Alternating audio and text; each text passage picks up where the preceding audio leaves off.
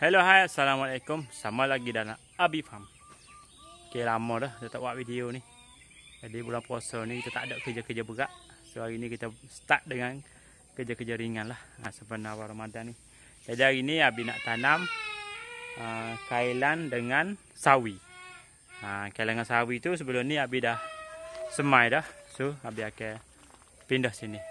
Sini satu petak ni. Kita akan gemburkan petak tu. Dan kita akan letak baja, kita akan letak pokok, insya-Allah. Jom kita tengok apa proses dia dah.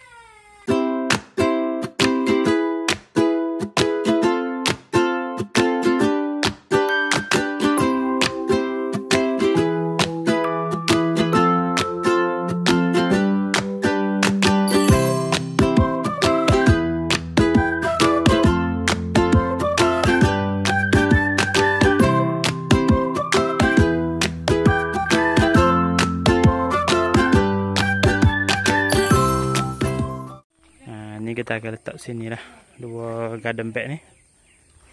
Ni kita punya semayan kailan dengan sawi. Ni dah usia lebih kurang 7 hari dah. Saya ni kita boleh pindah. Okey, jom.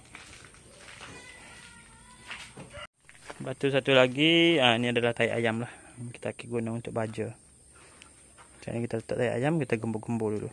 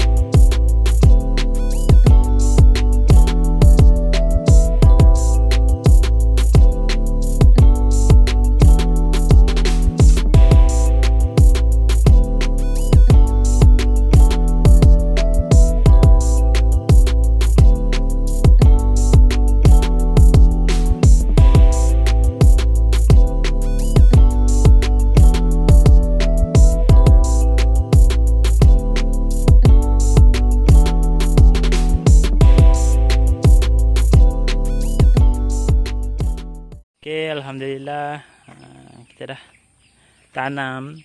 Ni kailan dan ini adalah sawi. Nanti kita akan tutup dengan dengan ni supaya dia tak kena direct panas. Dah tu tenaga pun tak kacau. Okey, terima kasih menonton. Dan nak tunjuk juga ni kita punya kangkung. Dah tengah petik. Yes, ni kita punya kangkung. Alhamdulillah. Jadi korang boleh lah buat tanaman belakang rumah. Ni kita punya petol lah. Okey, terima kasih menonton. Zal Suhaimi Channel, Abi Farm. Assalamualaikum. Bye bye.